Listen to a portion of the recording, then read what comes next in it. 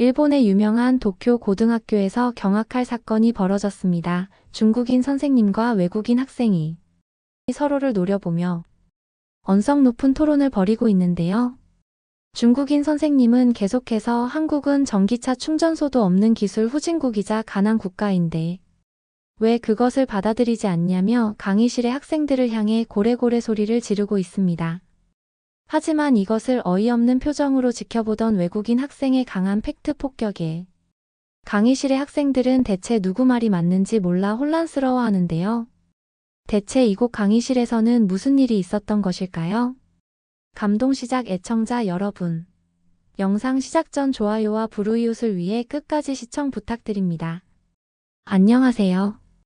저는 도쿄 고등학교에 입학을 앞두고 있는 일본 출신 분코라고 합니다. 이제 막 입학식을 앞두고 있는 저는 얼마 전 입학 예정 학교에서 주관하는 입학 초청 토론회에 참가했다가 학교 입학을 다시 진지하게 고민하게 되었는데요. 도쿄 고등학교 측에서는 입학을 앞둔 학생들을 위해 다양한 국적의 학생들과 선생님들이 참가하는 자유토론 형식의 초청 강의회를 열어주었고 입학 전 전공과가 자동차학과였던 저는 같은 입학 예정 친구들과 함께 그 토론회에 참석했습니다. 하지만 토론이 시작되고 얼마 있지 않아 저는 뭔가 굉장히 잘못되었다는 사실을 인지하게 되었는데요. 그도 그럴 것이 토론회가 시작되고 첫 번째 순서로 나타난 중국 선생님은 갑자기 입학을 앞두고 있는 저희 예비 학생들을 향해 한국으로 가족여행이나 유학을 다녀왔던 적이 있느냐며 뜬금없이 한국은 절대 가서는 안 되는 나라라는 말과 함께 분노를 표출했기 때문입니다. 중국 선생님은 대체 어떠한 목적인지 현재의 한국은 자동차 시장의 대세 흐름이라고 할 수 있는 전기차 충전소마저 없는 가난한 나라라는 주장과 함께 현재 일본에서 볼 수 있는 한국인들과는 절대 친하게 지내서는 안 된다며 다소 기괴한 주장을 했는데요. 특히나 중국 선생님은 뭐가 그렇게 화가 나는지 전기차가 뭔지도 모르고 전기차 충전소도 경험해 본 적 없는 한국인들이 최근 부유한 나라의 중국인인 척 하고 다니는 사회적 문제마저 있다며 토론회에 참가한 저와 같은 예비 학생들에게 한국인과는 말도 섞지 말라는 조언을 했습니다. 하지만 중국 선생님의 기괴한 발언이 터져나오자마자 저와 같은 신입생들은 물론 토론회장에 있던 다른 학생들은 굉장히 분노할 수밖에 없었는데요. 그도 그럴 것이 저 또한 현재의 전기차 시장을 주도하고 있는 나라가 미국과 한국이라는 사실을 확실히 알고 있는 것은 물론 주위의 한국인 친구들을 따라 몇 번 한국을 경험해봤던 저의 경험으로는 한국이 중국보다 훨씬 부유하고 청결한 나라처럼 느껴졌기 때문이죠. 하지만 중국 선생님은 이런 처참한 사실을 알면서도 한국을 깎아내리는 것인지 토론회의 학생들 의견을 무시하고 1차원적인 수준 낮은 발언을 계속해서 이어나가고 말았습니다. 혹시 이 학교에 입학을 앞둔 학생들 중 한국으로의 유학을 고민했던 학생들은 없겠죠. 만약 그러한 생각을 1%라도 가지고 있었다면 지금 당장 생각을 바꾸시기 바랍니다. 저는 현재 중국의 상하이 고등학교에서 수많은 학생들을 가르치고 있는 평범한 선생님입니다. 하지만 최근 들어 저는 한 가지 사회 문제에 큰 기시감을 느꼈고 이것을 여러 대중들에게 알리고 경각심을 가지게 하고 있죠. 일단 첫 번째로 우리가 알아야 하는 것은 한국이 세상에 퍼져 있는 소문만큼 선진국은 아니라는 사실입니다. 제가 오늘의 토론을 준비하기 위해 인터넷도 찾아보고 다양한 국적 학생들의 의견도 들어보았지만 한국에 대해 다소 오해하고 있는 부분이 많이 있더군요. 그중 하나가 바로 오늘의 주제와 관련이 있는 전기차 충전소의 문제입니다. 현대시대에서 전기차는 그 나라의 선진국 시스템을 확실하게 보여주는 평가라고 할 수 있을 만큼 최고급 메카닉 인프라의 중합체라고 할 수 있는데요. 이 부분에서 한국은 현재 전기차 충전소 연곳이라는 전무후무하고도 어처구니 없는 기록을 가지고 있습니다. 그만큼 도시 인프라의 시스템이 굉장히 떨어진 상태이고 전기차 충전소를 지을 자본 능력마저 없다는 말이죠. 그런데 현재 한국을 모르는 외국인 학생들은 이 사실을 전혀 모르고 있는 것이 매우 큰 문제입니다. 특히나 전기차 충전소라는 시설 자체가 없는 한국의 현실을 모르고 한국의 전기차는 좋다며 그것을 엄청나게 사고 있죠. 상식적으로 생각해서 전기차 충전소가 한국이라는 나라에 없는데 어떻게 생산되는 한국산 전기차가 좋을 수 있을까요? 우리는 그것부터가 말이 안 된다는 사실을 깨달아야 합니다. 그렇다면 여러분은 어떤 선택을 해야 되냐? 바로 중국에서 생산되는 전기차를 구매해야 한다는 말이죠. 더욱 심화해서 생각한다면은 아예 한국으로 유학을 가거나 취업을 하려던 생각 자체를 접고 위대한 부유 국가 중국으로 와야 된다는 결론입니다. 여러분은 전기차 충전소가 한국에 단 한 곳이라는 이 황당한 진실을 알고 있었나요? 아마 저와 같은 진실을 알고 있는 중국인 선생님과 말해주기 전까지 그 사실을 전혀 몰랐을 것입니다.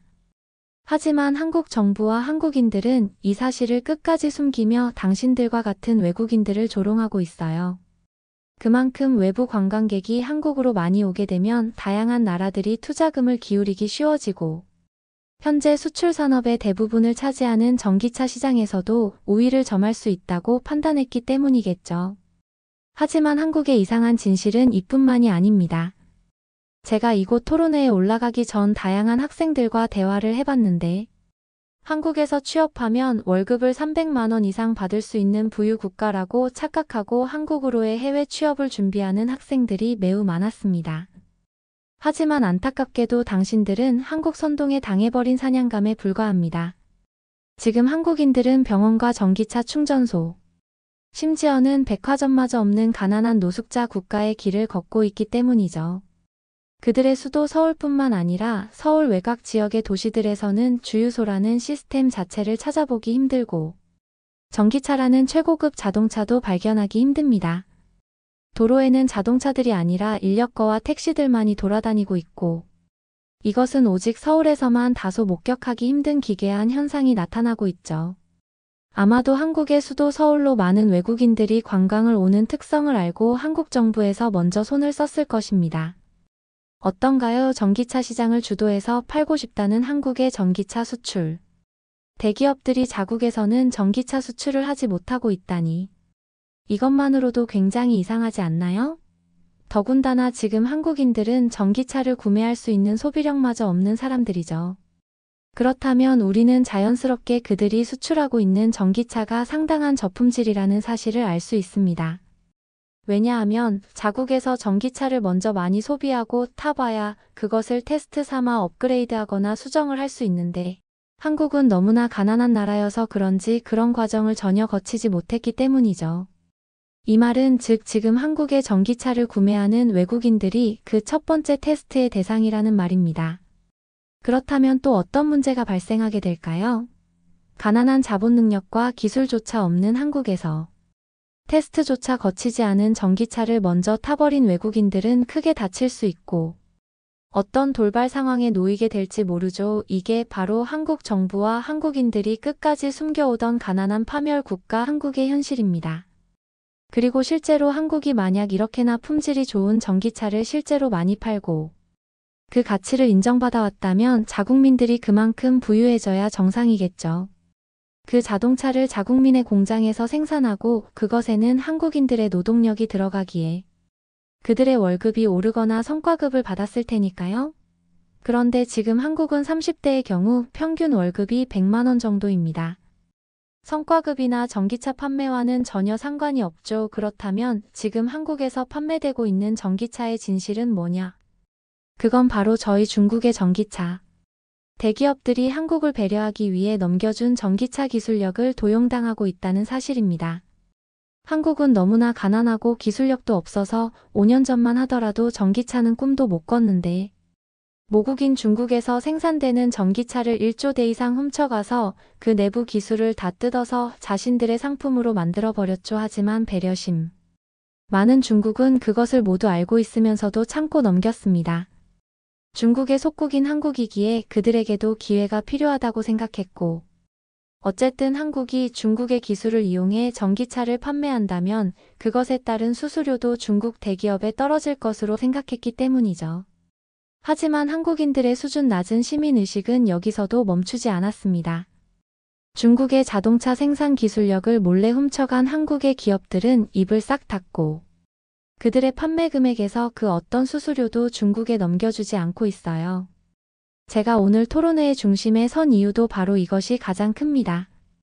그리고 이러한 사실을 알려서 많은 외국인들이 한국이 가난한 후진국이고 전기차를 생산할 수 있는 기술력도 없다는 나라라는 사실을 깨닫고 이것을 퍼뜨리길 바라고 있어요. 그래야만 저희 중국의 면이 서게 되면서 잘못된 진실을 바로잡을 수 있기 때문이죠. 그런데 항상 제가 이런 주장을 할 때마다 꼭 이런 질문이 나오고는 했습니다. 자신이 직접 한국에서 1년 정도 유학을 했었는데 한국인들은 집안에 냉장고와 TV가 무조건 있고 길거리에는 은행과 각종 편의시설이 깔린 너무나 아름다운 도시 국가였다고 말이죠. 하지만 저는 그 학생에게 딱 한마디 말을 했습니다. 그건 모두 실제로 사용하려고 하면 사용을 할 수 없는 골판지로 만든 건물들이라는 진실을 말했죠. 실제로 외국인들이 한국으로 가서 마주하게 되는 거의 모든 시설들은 겉모습만 아름답고 번지르르한 껍데기 건물입니다. 실제로 그 건물들의 내부를 살펴보면 거의 고정적인 한국인들이 시간을 바꿔가며 자리를 채워 앉고 그 시설에 이용객이 많아 보이게 도시 조작을 하고 있죠. 상식적으로 생각했을 때 월급 100만 원인 한국인들이 은행을 이용할 이유가 있을까요? 병원을 갈 돈이 있을까요? 전기차를 탈 수 있는 돈이 있을까요? 절대 불가능하다는 사실입니다. 여러분이 지금 반드시 기억해야 되는 것은 한국의 전기차는 모두 가짜이니 절대 사면 안 된다는 사실과 전기차, 충전소마저 전혀 없는 가난한 한국의 진실을 머릿속에서 지우지 말아야 된다는 결론이죠. 그리고 또 하나의 제안은 자동차와 관련되어 취업할 것이라면 한국이 아니라 중국으로 와 달라는 사실입니다. 중국은 지금 국가 자체가 너무 부유해서 외국인들에게도 월급 500만 원 이상을 보장하고 있으니까요. 가난한 후진국의 나라이자 중국의 속국이라는 그늘을 벗어나지 못하고 있는 나라. 한국과는 차원이 다른 나라입니다. 중국 선생님은 수십 명의 학생들 앞에서 뭐가 그렇게 당당한지 한국은 전기차 충전소도 없고 전기차도 없는 나라라며 당최 말도 안 되는 주장을 이어나갔습니다. 심지어 어느 정도 자신이 원하는 목표의 발언을 끝냈던 것인지 중국 선생님은 1차 발언이 끝나자마자 학생들을 향해 진실을 알게 돼서 어떤 기분이냐는 질문마저 이어나가며 완전히 중국 정부에 세뇌되어 버린 중국인의 모습을 그대로 보였는데요. 하지만 학교 입학을 앞둔 저와 같은 학생들의 표정은 좋지 않았습니다. 특히나 입학을 원하던 학교에서 직접 부른 초청 선생님과 이딴 수준 낮은 중국 선생님이었기에 더더욱 실망감이 컸기 때문이죠. 그래서 그런 것일까요? 학생들의 표정이 좋지 않자 중국 선생님은 왜 전기차 충전소도 없는 한국의 진실을 말해줬는데 표정이 좋지 않은 것이냐며 지금 자신의 말을 믿지 못하는 것이냐는 억지 주장을 이어나갔습니다. 그리고 역시나 그 말을 들은 학생들은 소리를 지르며 반박을 하기 시작했어요. 심지어 한 학생은 직접 스탠딩석으로 나와 마이크를 붙잡고 중국 선생님을 조롱하며 팩트 폭격을 날리고 말았는데요. 한국에 전기차 충전소가 없다고요. 제가 지금 모은 돈을 드릴 테니 한국으로 같이 가서 그게 정말 있나 없나 확인해 보면 좋겠네요. 지금 한국은 단순한 거주지인 아파트 지하 주차장에도 전기차 충전소가 10곳이 넘게 있는 나라예요. 외국인 여학생은 얼마나 화가 난 것인지 자신은 한국을 여러 번 여행하고 한국인 친구들도 많은 학생인데 왜 한국의 경제력이나 기술 수준을 그렇게 비하하는 것이냐며 중국 선생님을 조롱하듯 안타깝게 쳐다보기 시작했습니다. 하지만 중국 선생님은 외국인 학생의 질문을 받자마자 크게 당황한 것인지 지하 주차장에 전기차 충전소가 있다고 라며 도저히 지금의 상황을 믿지 못하겠다는 반응을 보였는데요. 그리고 역시나 이어진 외국인 학생의 연속 질문에 중국 선생님은 넋이 나가 급하게 강의를 종료시키고 도망치려는 모습을 보이고 말았습니다. 입학 토론회에서조차 이런 황당한 지식을 가진 중국인 선생님을 봐야 된다는 사실이 어이가 없습니다. 특히나 지금 선생님이 주장하신 모든 것들은 거의 모든 것들이 터무니없는 주장이 전부였고 단 하나의 자료 또한 없었습니다. 심지어 한국에는 자동차 충전소가 없다고 하셨는데 현재 한국은 단위 면적당 가장 높은 전기차 충전소를 보유한 국가입니다. 이미 25년도의 수치 자료로 봤을 때 한국은 50만 개를 목표로 충전소를 설립 중이며 한국인들의 보편적인 거주 방식인 아파트 지하에는 현재 무조건 전기차 충전소가 설치되어 있어요. 이렇게 객관적인 지표의 자료들이 있는데 한국은 전기차 충전소가 없다니 선생님의 주장을 들으면서도 다소 어이가 없었습니다. 아마도 그렇게 주장하신 이유는 한국이 중국보다 가난한 나라라는 거짓 주장을 하기 위해 앞의 내용을 거짓 근거로 깔아두신 거겠죠. 그럼 중국의 상황을 한번 살펴보겠습니다.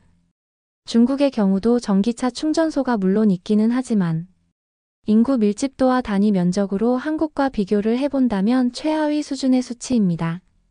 전 세계 지표로 나열했을 때에도 중국은 거의 최하위에 가까운 전기차 충전소 인프라를 갖추고 있죠. 그렇다면 아까 선생님께서 주장하신 황당한 결과 도출을 토대로 지금의 중국은 전기차를 구매할 수 있는 자본 능력을 갖춘 중국인들이 거의 없다는 결론에 다다르게 됩니다. 전기차를 가진 단위 면적당 인구가 별로 없으니 충전소도 당연히 필요가 없어지며 이것은 곧 중국의 도시 인프라가 얼마나 낙후되어 있고 발전 가능성이 없는지 그 결과를 여실히 보여주고 있다고 할 수 있죠.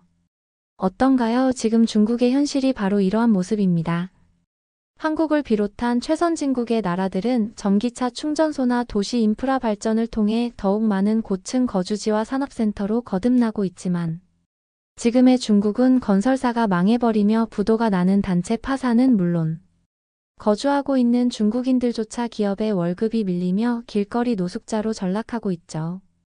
실제로 24년도 미국 통계청이 발표한 사회적 문제 중 하나로 중국의 엄청난 인구에서 발생하는 노숙자가 항목에 올라 있습니다.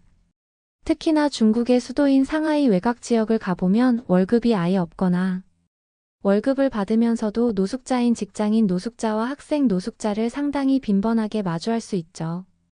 말 그대로 지금의 중국은 국가의 기둥이라고 할 수 있는 젊은 층부터 국가 소멸의 단계가 시작되었다고 볼 수 있습니다. 그렇다면 한국과 중국 중 어떤 나라가 후진국이고 가난한 나라일까요? 이것에 관한 결과는 따로 회의 과정을 거칠 필요조차 없이 중국이라는 결론이 나오게 됩니다. 그도 그럴 것이 지금 중국은 한국인들의 평균 임금과도 차이가 크게 나고 있거든요.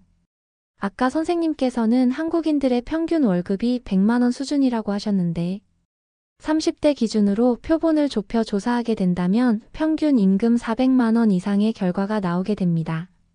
이것은 중국의 대기업 임원으로 올라가도 받을 수 없는 월급의 평균치인데요. 현실적으로 지금 가난한 중국에서 최상위 계급으로 사는 사람들은 한국으로 이민을 오게 된다면 최하위 계급과 같은 경제 수준을 가지게 된다는 말이죠.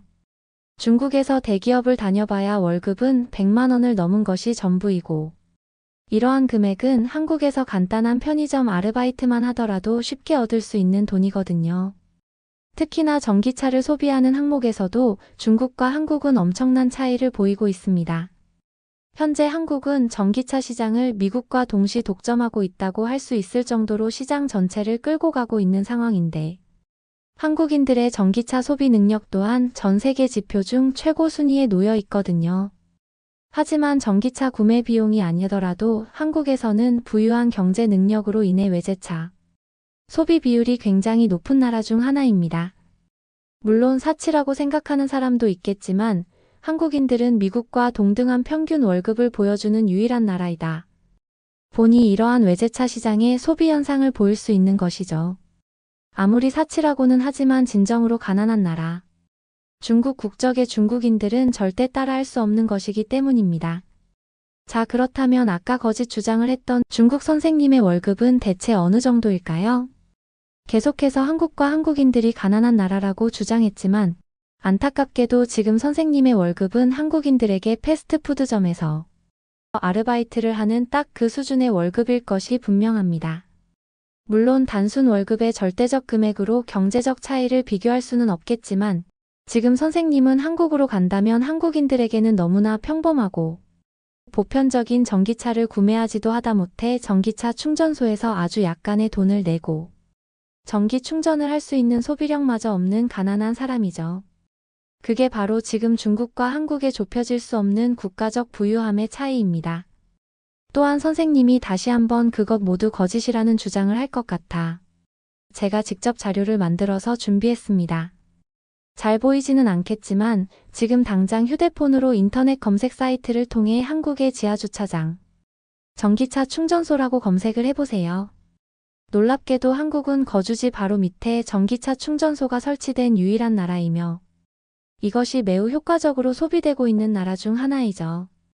특히나 여기서 주목해야 하는 것은 다소 오래된 낡은 아파트에도 한국인들은 아무런 경제적 거리낌 없이 국가적 단위로 전기차 충전소를 전부 설치했다는 사실입니다. 그런데 지금 중국은 그 어떤 주거단지에서도 전기차 충전 시스템을 마주할 수 없죠.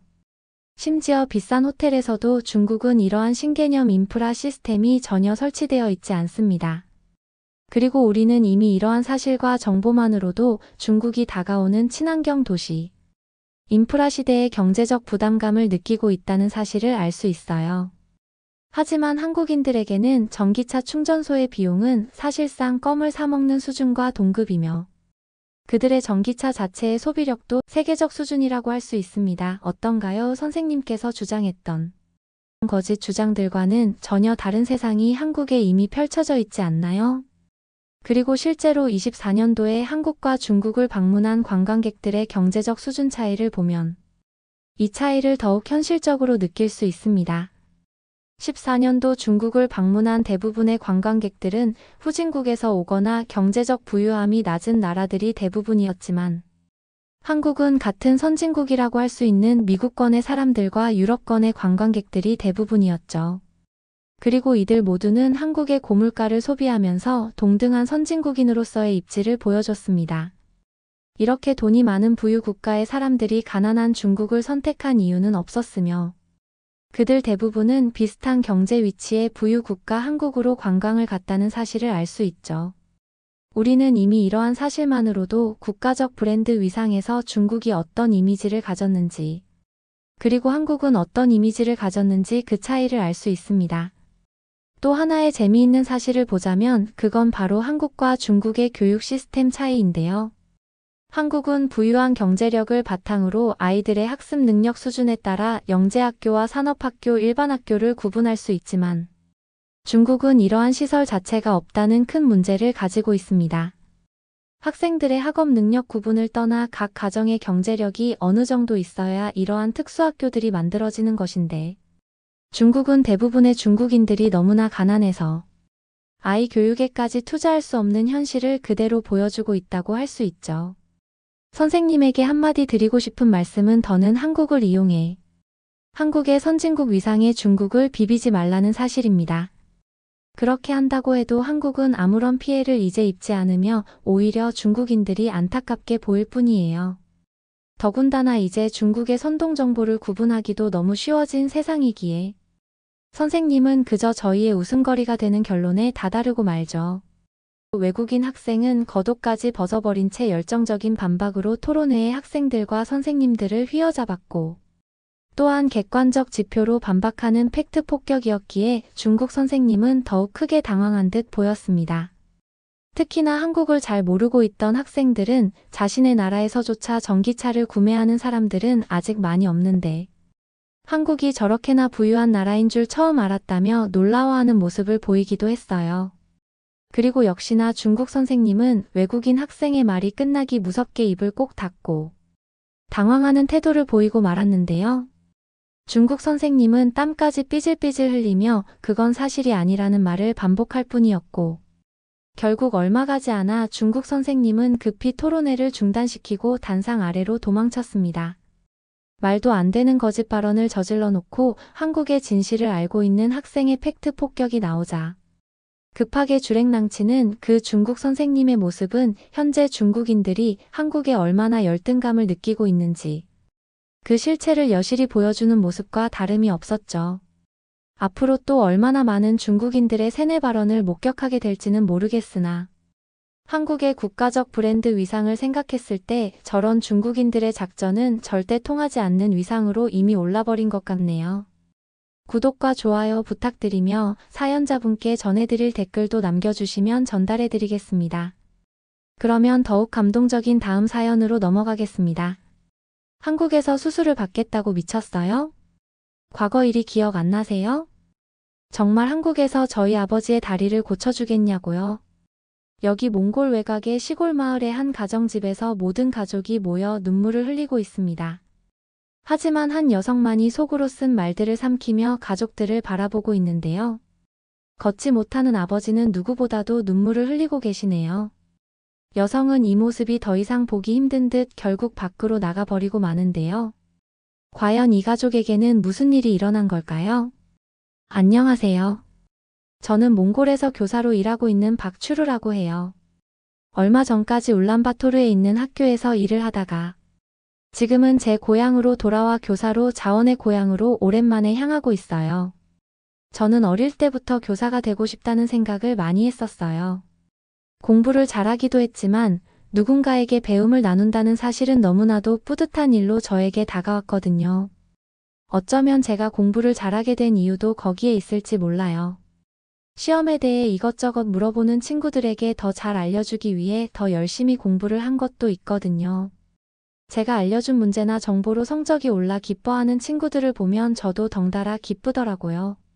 그리고 지금은 교사로 일하면서 제 순수한 학생들이 건강하게 무럭무럭 자라는 모습을 보는 것 또한 하나의 기쁨이 되었어요.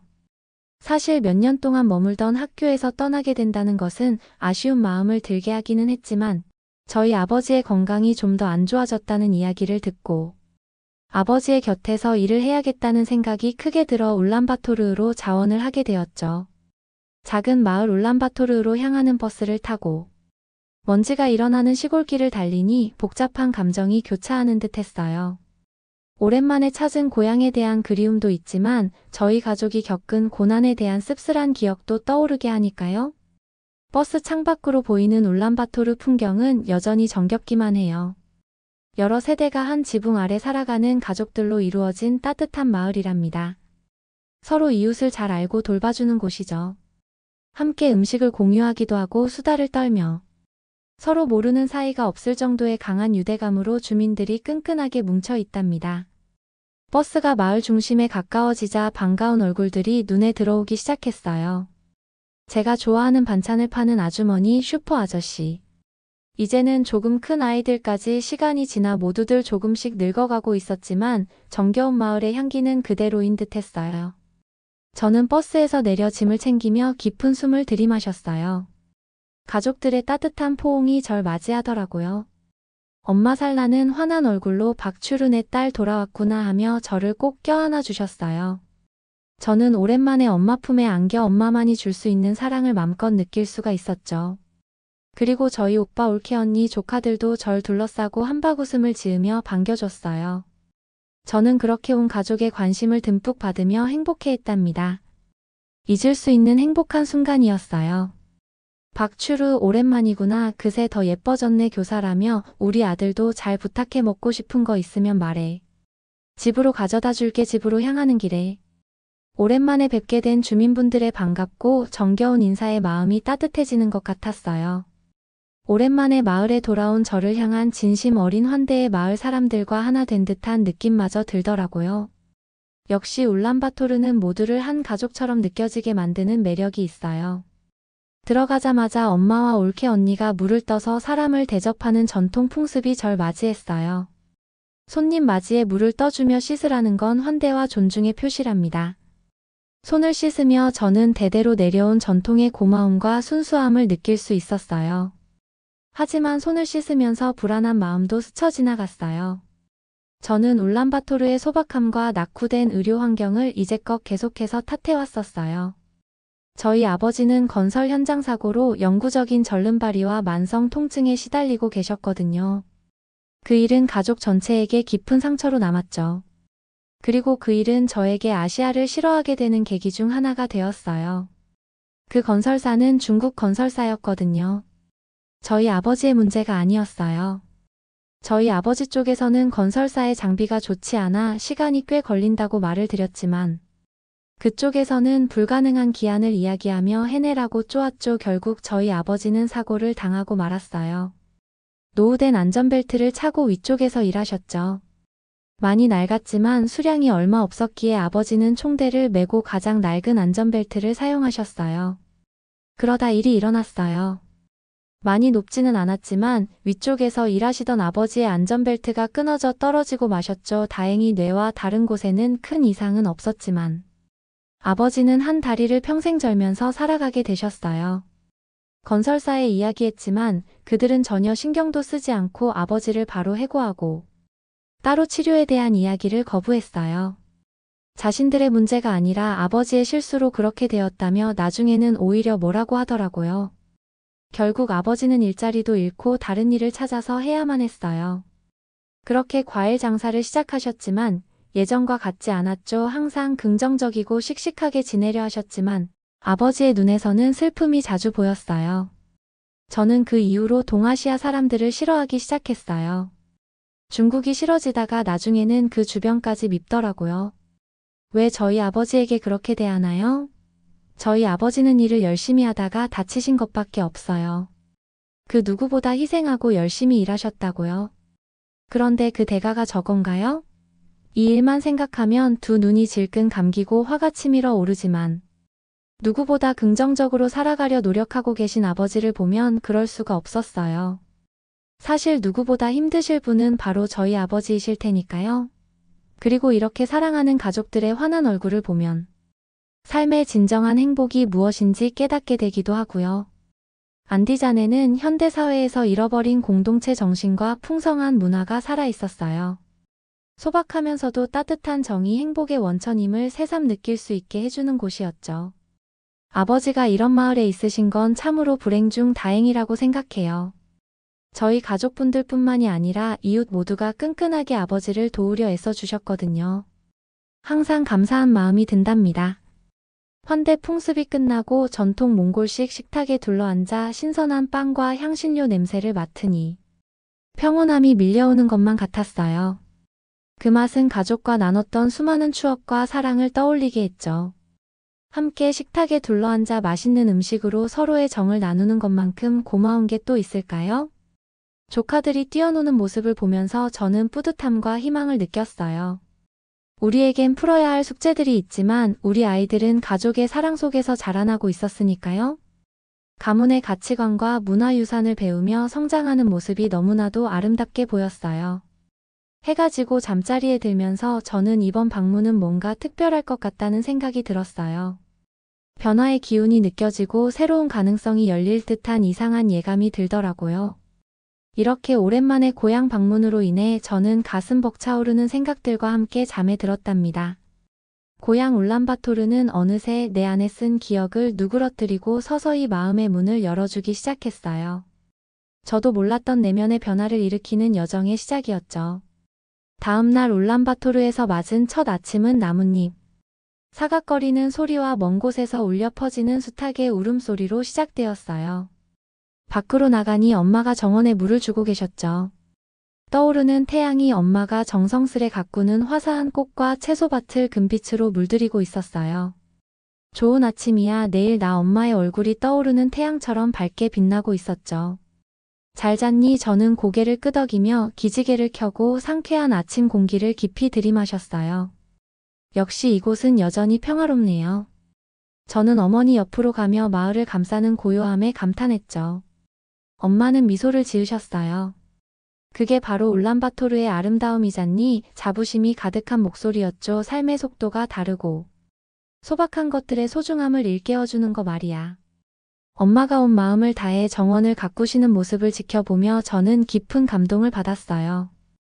울란바토르에서 정원 가꾸기는 단순한 취미가 아니에요. 자연과 교감하는 삶의 방식이자 우리의 뿌리 깊은 본능이라요. 그 모습은 저를 항상 초심으로 돌아가게 해주는 것만 같은 기분을 준답니다.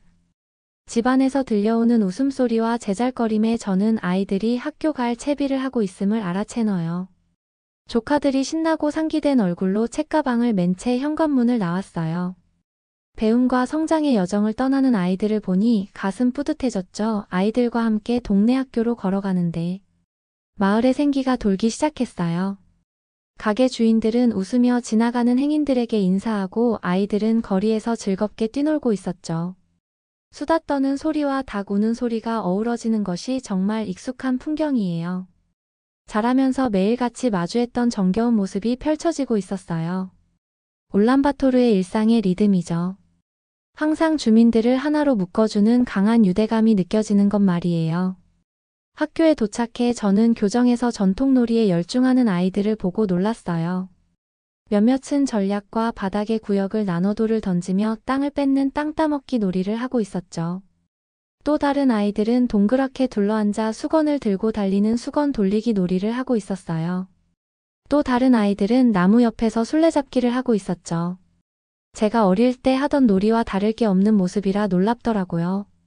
아이들의 웃음소리는 전염성이 있어서 삶의 단순한 기쁨을 일깨워주며 제 예전 기억을 회상하게 만들어 주었어요.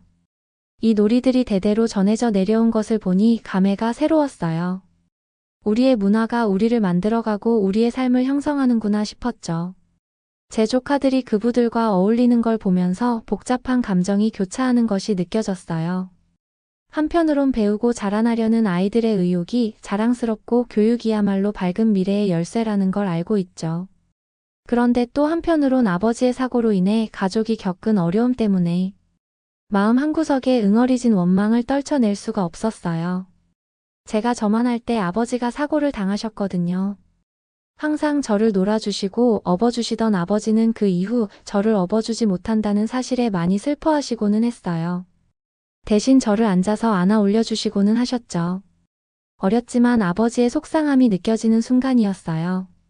어떻게든 저를 놀아주고 싶어 하시는 아버지의 얼굴이 어른거리는 것만 같았죠. 조카들이 노는 모습을 보고 학교 일을 마무리한 뒤 집으로 돌아오는 길에 저는 울란바토르이 저에게 주는 교훈을 곱씹어 봤어요.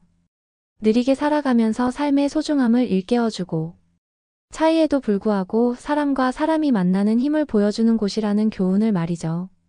하지만 그 교훈을 받아들이려 애쓰면서도 저는 여전히 좌절감에서 벗어나지 못하고 있었어요. 과거의 아픔이 만들어낸 두려움과 무력감에 사로잡혀 있었던 거죠. 그래도 아이들의 웃음소리와 햇살을 받으며 울란바토르 거리를 걷자니 작은 희망이 피어올랐어요.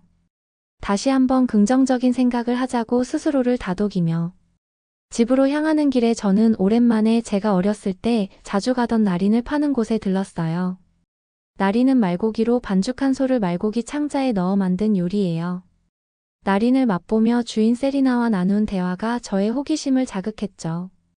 요리사부는 몽골 요리가 여러 문화의 영향을 받아 발전해 온 과정을 갈 때마다 항상 자랑스럽게 이야기해 주셨어요. 그래서 저는 이 음식이 고려인들의 영향을 받아 만들어진 음식이라는 것도 알게 되었죠. 한국의 순대라는 음식과 비슷하다고 하더라고요. 사실 저도 고려인이에요. 이곳 자체가 고려인들의 마을이죠. 저희 아버지와 어머니는 제가 어릴 때부터 이야기하시고는 했어요. 저희 할아버지는 한국 사람이셨고 군인이셨다고 말이에요. 그러다 이곳으로 강제 이주를 당한 한국 사람들이 많이 거주하신 곳이 이곳이라는 이야기를 듣고는 했어요. 그렇지만 저는 한 귀로 듣고 한 귀로 흘렸죠. 나린 말고 또 비슷한 게 있겠어요. 사실 저는 잘 모르겠어요. 한국을 가본 적도 없을 뿐더러 제가 역사를 가르치는 것도 아니다 보니 말이에요. 그리고 저희가 한국인이라면 왜 이곳으로 오게 되었을까요?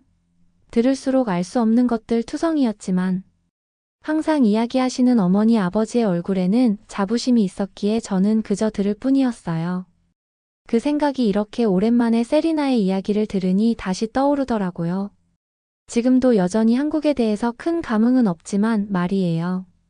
오히려 더 안 좋아졌을 수 있겠네요. 아버지의 사고 이후 저는 동아시아 쪽은 더 좋아하지 않게 되었으니까요.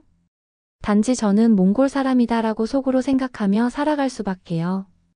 저는 제가 한 번도 한국에 피가 섞였다거나 고려인이라고 생각해 본 적이 없거든요. 하지만 나린을 포기할 수는 없었어요.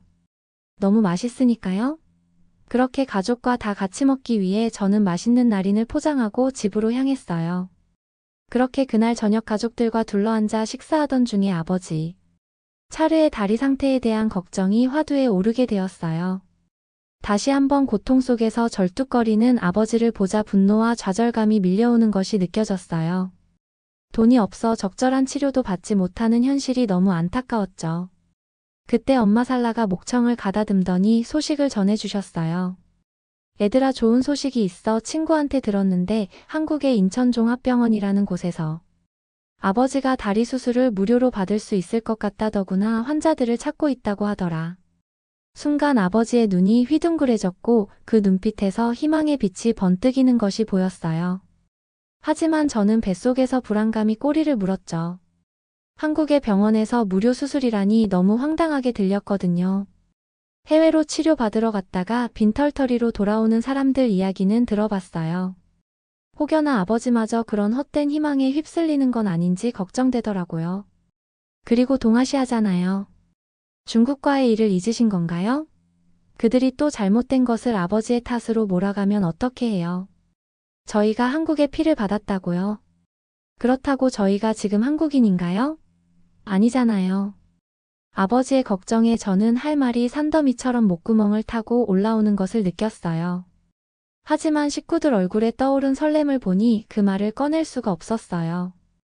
조카들은 의자에서 펄쩍펄쩍 뛰면서 할아버지가 나을 수 있다는 기대감에 눈을 반짝이고 있었어요. 아버지도 새 힘이 솟는 듯 굳은 결의가 얼굴에 어렸더라고요. 어머니는 그런 아버지의 모습을 보며 눈물을 몰래 닦고 계셨죠. 그 모습을 보며 저는 오랫동안 제 판단을 흐렸던 의구심을 삼키며 용기를 내기로 했어요. 어쩌면 제가 너무 꼬인 것일 수도 있다고 생각하면서 말이죠. 정말 어쩌면 이건 기회일 수도 있으니까요. 결국 저희는 조심스럽지만 희망찬 마음으로 아버지와 함께 한국 인천종합병원으로 가기로 했답니다. 정말 다 같이 오랜 시간 회의를 통해 내린 결정이었어요. 그렇게 한국행 준비를 하면서 기대감과 두려움이 교차하는 것이 느껴졌어요.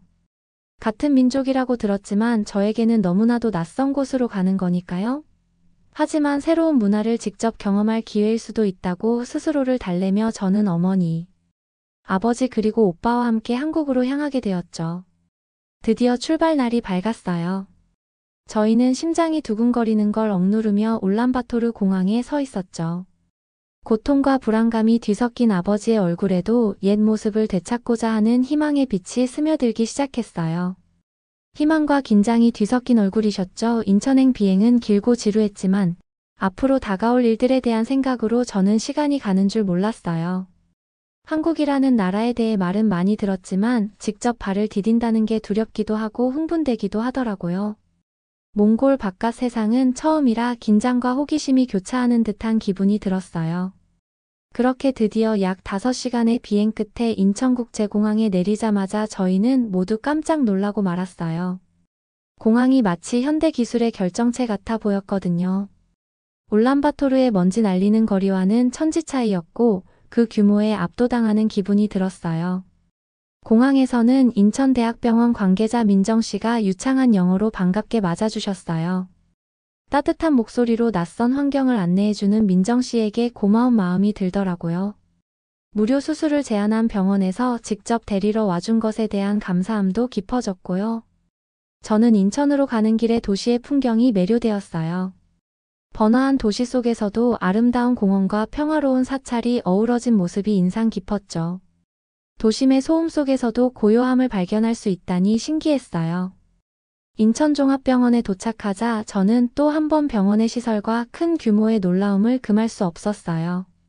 최첨단 의료 장비와 환자를 위해 밤낮으로 애쓰고 계신 의료진의 모습에 감동받았죠. 병원 복도를 지나며 저는 왠지 모를 가슴속에 희망이 피어나는 걸 느꼈어요. 정말 어쩌면 저희 아버지가 제대로 걸으실지도 모른다는 희망이 말이에요. 우리를 맞이한 의사와 간호사들은 친절하고 따뜻했어요. 수술 과정을 자세히 설명해 주면서 궁금증과 걱정을 말끔히 씻어주셨죠. 설명을 들을수록 점점 오랜 시간 고통받아온 아버지의 얼굴에서 안도감이 피어나는 게 보였어요. 병원 안을 둘러보며 저는 말로만 듣던 몽골과 한국 문화의 공통점을 발견하기 시작했어요. 한국 전통 한복의 화려한 문양이 울란바토르 시장에서 본 직물들을 떠올리게 했죠. 식당에서 나오는 김치찌개와 밥도 고양이의 수프와 비슷한 모습을 띠고 있었고요. 또 만두라는 음식도 먹어보게 되었는데 저희 나라의 마트라는 음식과 너무나도 흡사했어요. 저희는 요거트를 뿌려 먹기도 하지만 이곳은 간장이라는 소스에 찍어 먹더라고요. 순간 나린을 파는 세리나의 말이 떠올랐어요. 이곳은 고려인들의 영향을 많이 받았다. 음식들도 말이야. 우리가 고려인이라는 것을 잊지 말으렴 우리는 참 많이 닮아 있단다. 그녀의 말이 정말이었어요. 얼굴도 그렇게 많이 다르지 않다는 것을 알 수가 있었거든요. 그리고 할아버지 아버지가 보여주신 할아버지의 모습과 너무나도 다들 비슷한 얼굴을 하고 있었어요. 그 순간은 제가 처음으로 저희가 정말로 한국과 이어져 있다는 걸 믿게 된 순간이었어요. 그 깨달음은 인천을 떠난 후에도 오래도록 마음에 남고 더 큰 이해의 씨앗이 되어 자랄 것만 같았죠. 수술을 앞둔 시간. 아버지 곁을 지키며 존경과 자부심이 샘솟았어요. 그리고 왠지 모르게 아버지의 수술이 잘 될 것 같다는 확신이 들었죠. 아버지를 쳐다보자 아버지는 약간의 눈물을 닦아내며 설렘과 긴장이 가득한 표정으로 저희에게 농담을 건네셨어요.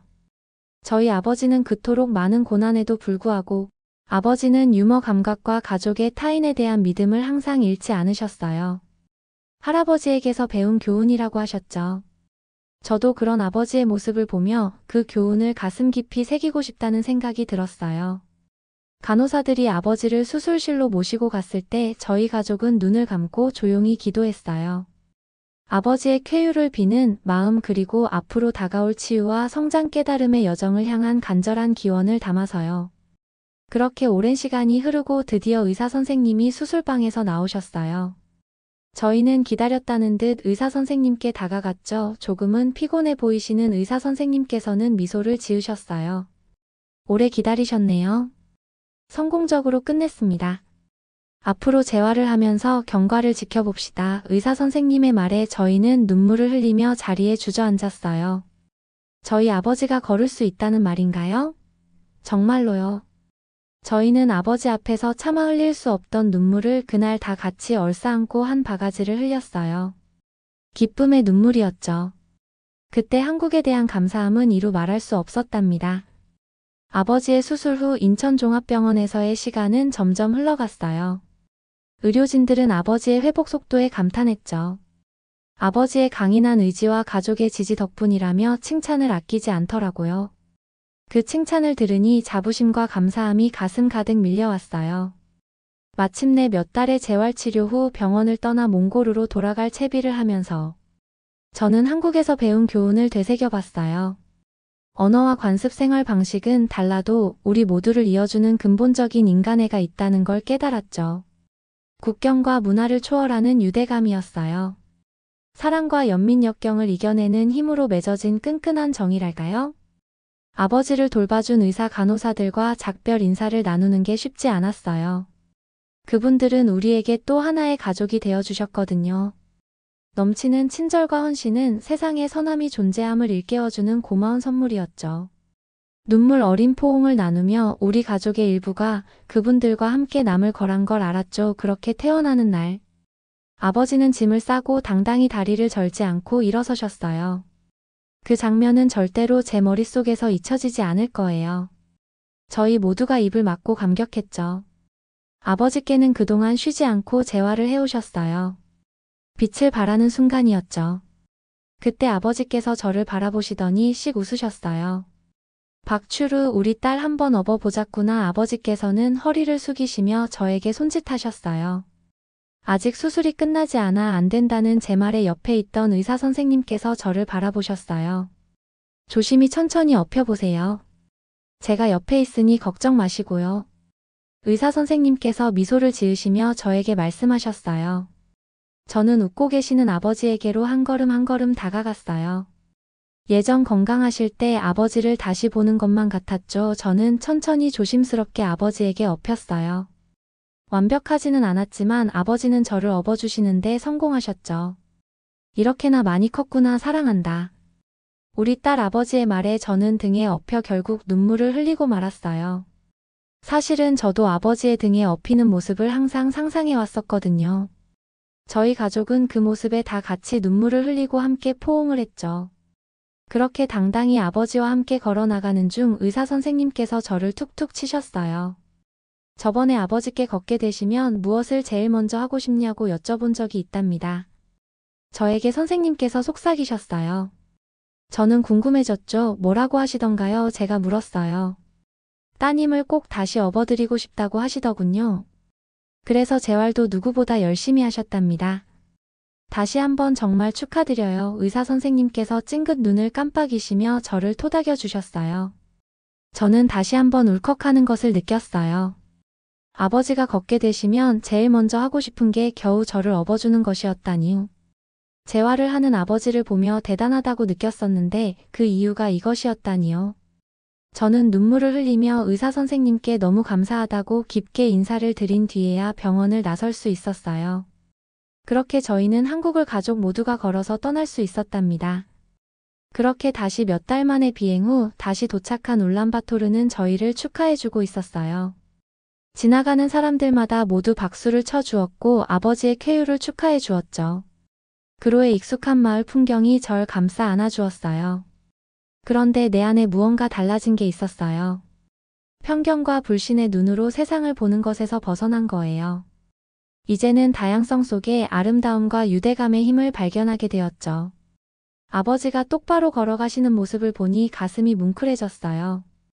우리의 여정은 단지 육체의 치유에 그치지 않았어요.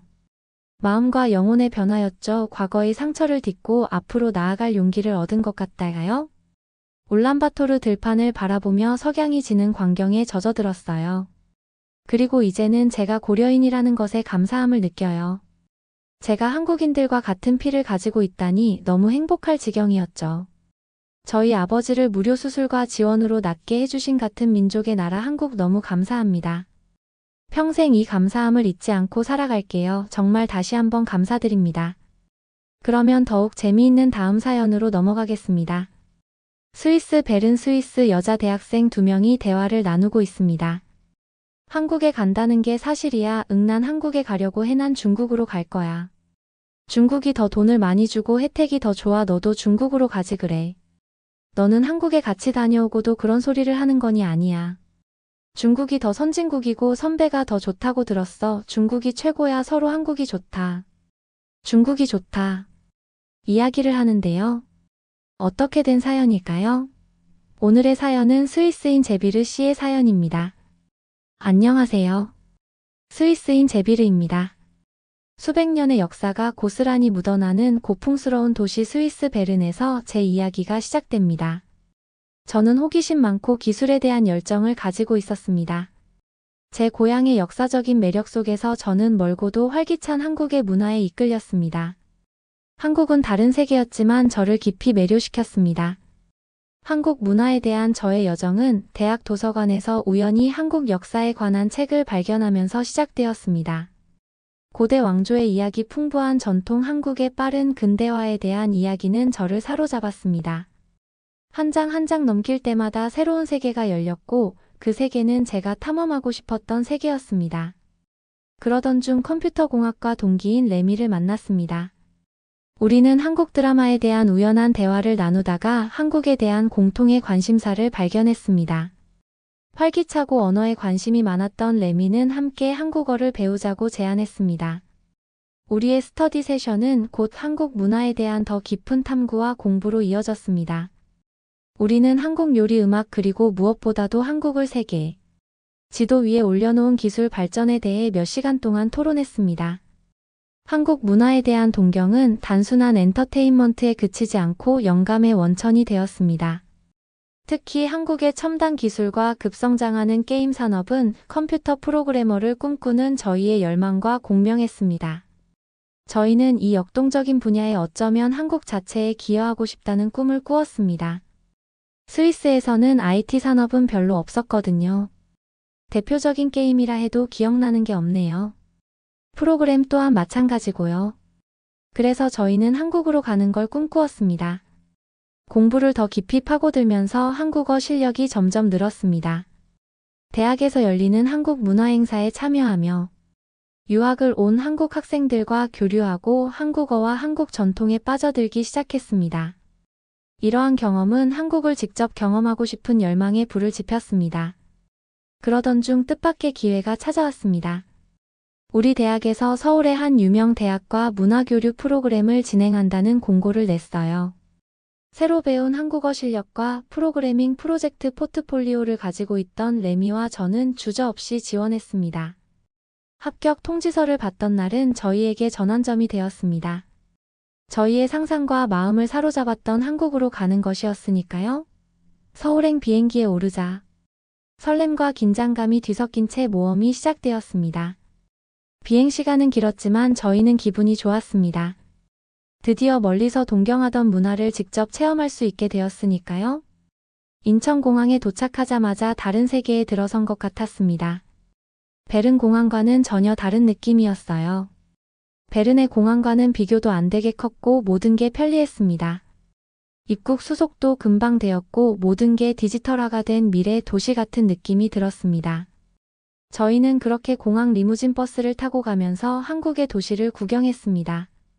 그렇게 서울에 도착한 저희는 도시의 활기찬 에너지가 느낄 수 있었습니다. 네온사인 우뚝 솟은 고층 빌딩 북적이는 인파는 베른의 조용한 거리와 전혀 다른 느낌이었습니다. 저희는 커다란 건축물과 빌딩들을 입을 벌리고 멍하게 바라본 기억이 나네요. 처음 몇 주는 새로운 경험을 한다고 정신이 없었어요. 서울의 유서 깊은 명소들을 구경하고 활기찬 시장을 돌아다니고 다양한 한국 음식을 맛보았습니다. 매일 새로운 발견과 즐거움이 이어졌습니다. 한국 음식은 안 맞을 것 같았지만 의외로 맛있었습니다. 특히 저는 요즘 유행하는 김밥이 너무 맛있었어요. 요즘에 전 세계적으로 김밥이 유행한다고 하죠. 저는 이때부터 김밥은 제가 가장 좋아하는 음식이 되었답니다. 일주일에 한 번 정도는 사 먹거나 만들어서 먹곤 할 정도로 좋아합니다. 교환학생 프로그램에는 어학 수업 문화 세미나, 그리고 가장 중요한 현지 기술 스타트업에서의 인턴십이 포함되었습니다. 한국의 기술 현장에 뛰어들 수 있는 기회였습니다. 업무는 힘들었지만 혁신적인 환경의 일원이 되어 신나게 일할 수 있었습니다. 인턴십 기간 동안 만난 사람들은 모두 친절하고 자신의 지식을 기꺼이 공유해 주었습니다. 프로그래밍과 기술뿐만 아니라 한국의 업무 문화에 대해서도 배울 수 있었습니다. 공동체 의식과 팀워크는 스위스에서 익숙했던 것과는 달랐습니다. 아이디어를 자유롭게 공유하고 협업을 장려하는 환경이었죠. 하지만 서울에서의 시간이 일만 하는 것은 아니었습니다. 레미와 저는 여가 시간에는 서울 구석구석을 돌아다녔습니다.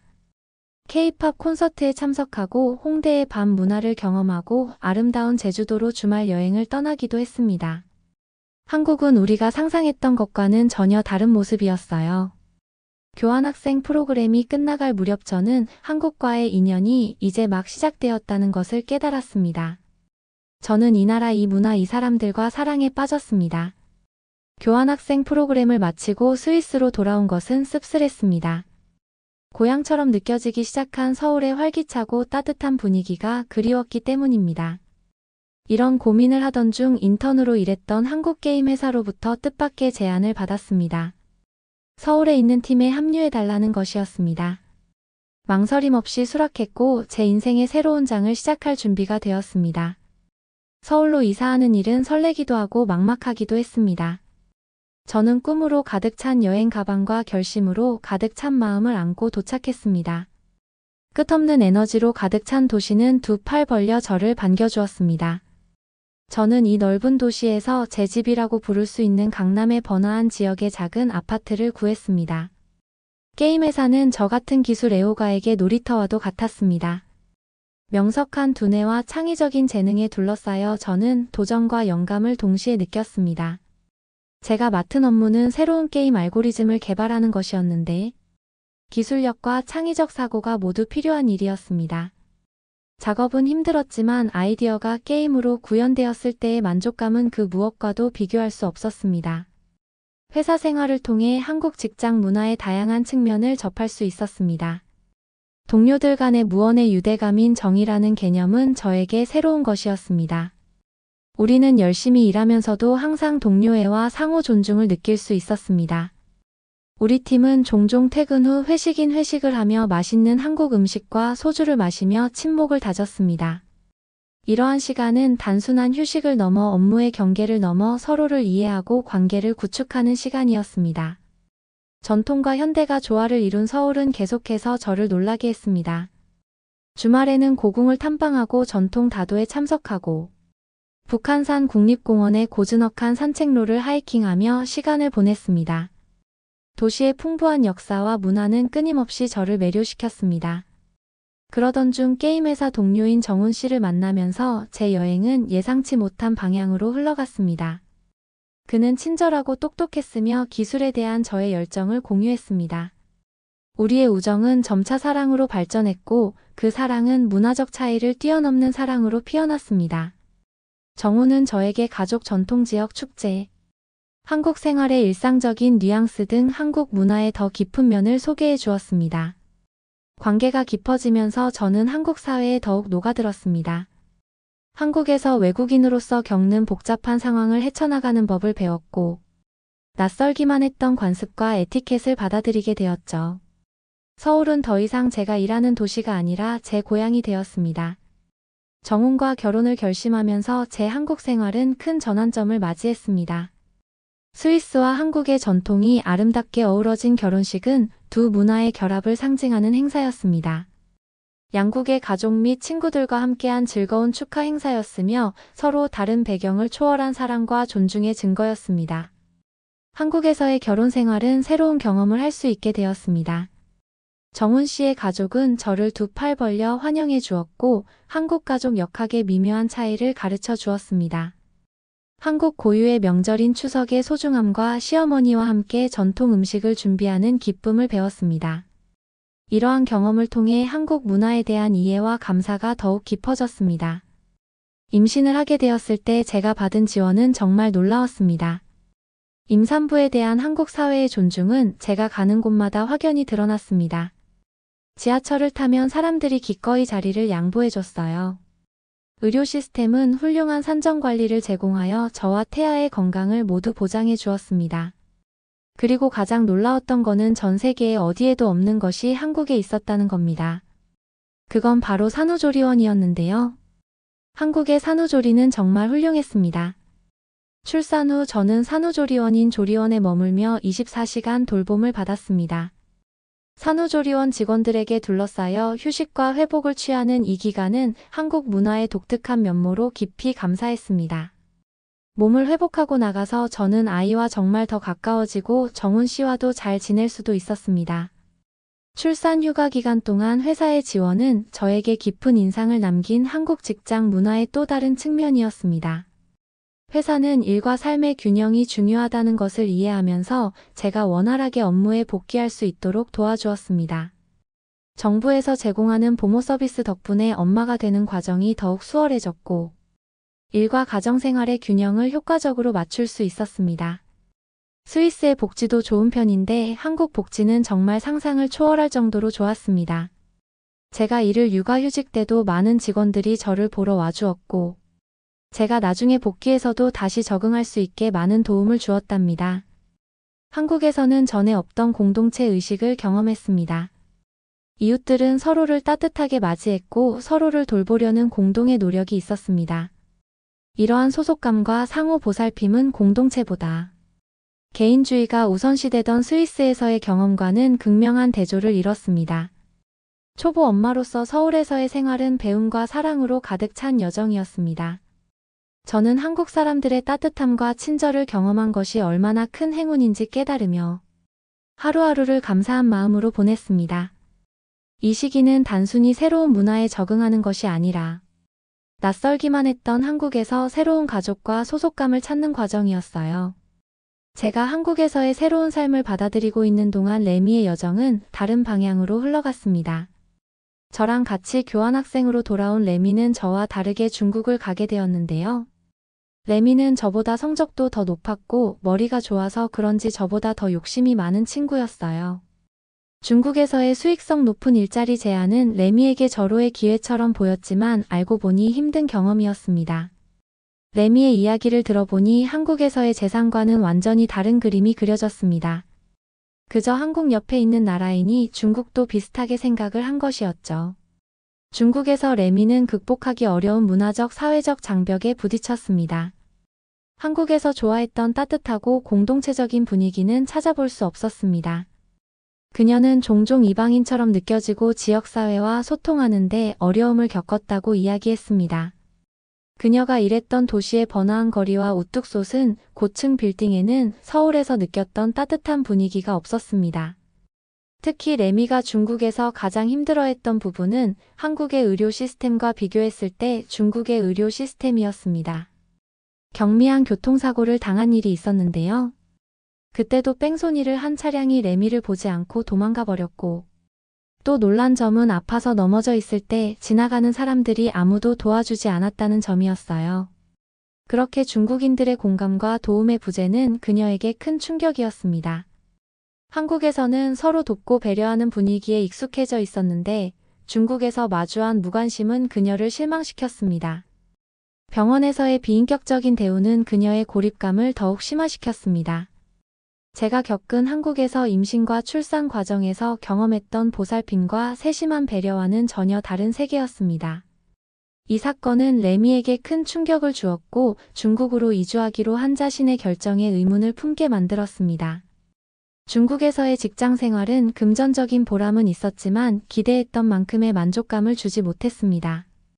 직장 문화는 경쟁이 치열했고 팀워크나 직원 복지는 거의 강조되지 않았습니다.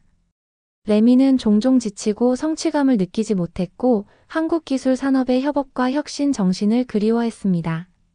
결국 레미는 중국을 떠나기로 결심했습니다. 한국에서의 경험과 관찰은 한국 문화와 사회에 대한 그녀의 인식을 확고히 했습니다. 그리고 자신이 추구하던 삶의 질과 소속감을 현재의 환경에서는 찾을 수 없다는 것을 깨달았습니다. 한국으로의 귀환은 레미에게 인생의 전환점이 되었습니다. 그녀는 그토록 그리워했던 한국 문화와 커뮤니티를 다시 만났습니다.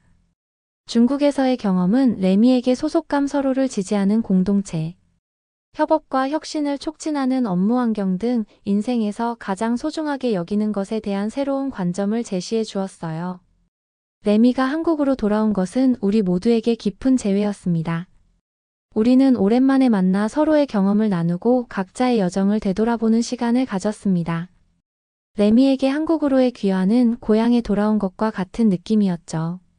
레미는 중국에서의 경험과는 완전히 대조적으로 두 팔 벌려 환영받으며 커뮤니티에 다시 합류했습니다. 우리는 종종 한국, 중국, 스위스의 문화적 차이에 대해 이야기했습니다. 대화를 나누면서 한국 사회의 독특한 측면, 즉 공동체에 대한 강조, 개인에 대한 존중, 전통과 현대의 균형에 대한 깊은 이해가 드러났습니다. 레미는 빠르게 한국 생활에 다시 적응했습니다. 그녀는 자신의 가치와 열망에 부합하는 직업을 찾아 기술업계에 다시 합류했습니다. 한국 기술업계의 협업 환경과 혁신 정신은 이전 경험과는 다른 신선한 변화였습니다. 그녀는 자신의 기술과 창의성을 흥미로운 프로젝트에 기여하며 새로운 역할에서 번창했습니다. 우리 둘에게 한국은 단순한 직장이나 모험의 장소 그 이상이 되었습니다. 한국은 우리의 정체성과 세계관을 형성한 나라였습니다. 우리는 이 활기찬 땅에서 소속감과 목적 의식을 찾았습니다. 한국에 대한 우리의 공통된 사랑은 우리의 일상에서 분명하게 드러났습니다. 우리는 함께 한국을 탐험하며 자연의 아름다움과 유구한 역사, 다양한 문화를 경험했습니다.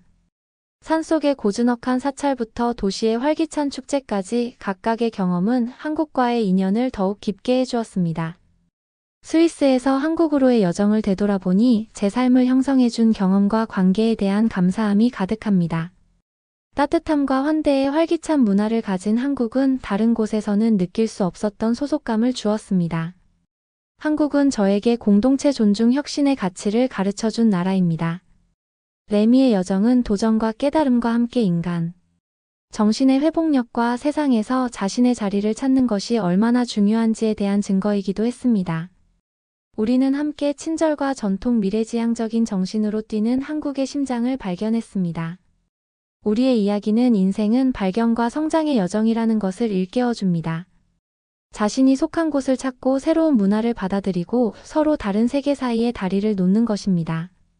전통과 현대가 독특하게 조화를 이룬 한국은 우리를 새로운 삶의 방식, 즉 목적과 기쁨, 소속감으로 가득 찬 삶으로 연결해주는 다리 역할을 해왔어요. 그리고 또 제가 한국인 정훈 씨와 결혼한 거를 부러워하고는 레미도 사내에서 한국인 남성을 만난다고 하더군요. 결혼까지 생각하고 있다고 합니다. 둘이 나중에 잘 돼서 부부 동반으로 여행을 갔으면 정말 좋겠습니다. 여러분은 어떻게 보셨나요? 응원과 격려의 한마디씩을 댓글로 남겨주시기 바랍니다. 사연자분들에게 전달해 드리겠습니다. 실제 사연 제보를 받고 있습니다. 채택되신 분께는 작은 선물도 보내드리고 있습니다. 저희의 사연이 여러분의 하루에 작은 힘이 될 수 있었으면 좋겠습니다. 감동적인 사연을 주변 분들과 이야기 나눠보세요. 더욱더 좋은 영상으로 다시 찾아뵙겠습니다.